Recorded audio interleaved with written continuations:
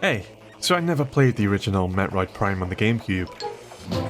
I doubled down on my mistake and didn't play it when it was re-released for the Wii either. Come 2023 and Metroid Prime Remastered has come to the Switch. And I am not missing this for the third time. Well, I tell a lie. Back in the Gamecube days, I played a few minutes of my brother's Metroid Prime, but the only thing I can remember was that the controls were weird. You'd have to move, turn, and aim, all using the left analog stick, while holding the shoulder buttons to swap between moving and aiming. I think it's pretty great that this classic control scheme is an option for returning players, but I personally prefer the newly added modern controls that allow me to move and aim with the left and right analog sticks.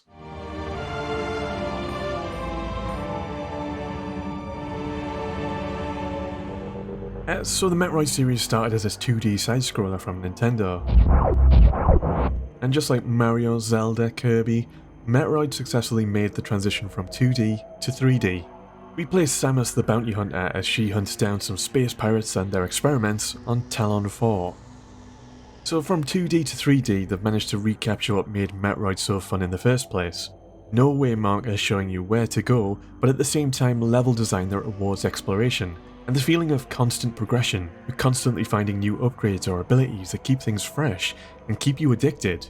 One of my favourite upgrades is the space jump boots that allow you to double jump, which about 5 hours into the game is a real upgrade to your mobility and a nice change of pace. And I like the super missile upgrade too. It allows you to charge up and fire 5 missiles at once for a deadly attack. There's a bit of risk reward to this upgrade.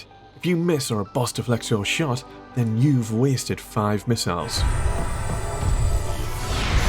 Aww. There's something really satisfying about remembering an obstacle or a door you couldn't get through earlier in the game. And once you get the right upgrade or ability, you can go back and get that treasure or open a new path. It's like I'm being rewarded for paying attention. Hey, I'm trying to grow the channel, I'm trying to reach 1000 subs, so any help would be greatly appreciated. Thanks. So, exploration. Metroid Prime's world is broken down into half a dozen different biomes, with different environments, visuals, creatures, and sounds. There's some really chill and atmospheric music.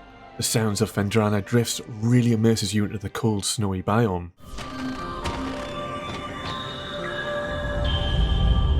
The main menu music gives me goosebumps. Even though I didn't originally play Metroid Prime, it actually gives me nostalgia for Smash Bros. Melee, where some of the music is reused. Those were good times. No waymarkers and no dialogue nagging you to go a certain direction. I love it, the entire story is told without a single word of English spoken. Well, apart from a tiny bit of narration during the opening and ending. But among the stars, there is one light that burns brighter than all others. The light of Samus Aran. Samus is a silent protagonist, and it only adds to the atmosphere of being alone and exploring these alien locations. You learn about the world and what's been happening through your environment and scanning objects. You're discovering the story and putting the pieces together yourself. It's just really immersive, as opposed to other games where the story is thrown at you through long-winded dialogue or overly done cinematics. So with more complicated level design and no waymarkers, you're eventually going to get lost and be wondering where you should go next to progress or find a new upgrade. And I definitely did get lost a few times, but the game will eventually give you a little hint marker on the map to suggest you might be missing something in a certain area. I usually appreciate these little hints and I didn't find them too intrusive. For one, you're not directly guided to this marker, and it can disrupt the pacing if you end up spending hours retracing areas of something you might have missed. One of the later areas, Prozon Mines, was a step up in terms of difficulty with some of the more challenging swarms of pirate enemies. It was a bit of a survival gauntlet. I couldn't find any save points, so I had to complete it all in one go. Once I got my last upgrade, I then had to retrace my steps and acquire 12 artifacts from previous areas to unlock the game's final level. When I first learnt about the 12 artifacts, I was expecting them to unlock a secret ending, not be a requirement to progress, so it was a bit of a bummer. I'll admit, some of the artifacts were a nightmare to find and I had to look up one or two of them, like these ones hidden in walls. I have a few other nitpicks, but they mostly come down to Metroid Prime being a 20-year-old game. Like the game is a little heavy in the user interface department, and there's a lack of autosaving which cost me quite a bit of time redoing bosses after I made silly mistakes.